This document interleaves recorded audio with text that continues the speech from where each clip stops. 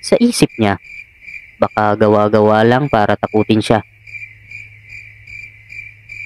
Sa bahay, nilagyan niya ng film ang camera. Excited siyang mag-test shoot. Una niyang kinunan sarili niya.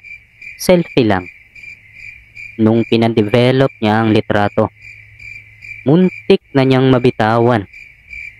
Hindi siya mag-isa sa larawan.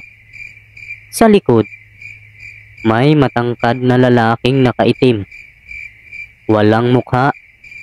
Nakapatong ang kamay sa balikat niya. Kinilabutan si Miguel.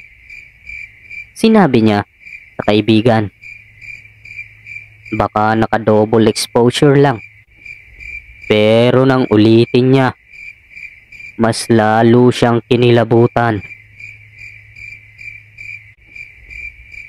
Kinuhaan niya ang sala. Sa larawan, may batang nakaupo sa sofa at nakatingin ng diretso sa kanya. Kinuhaan niya ang bintana.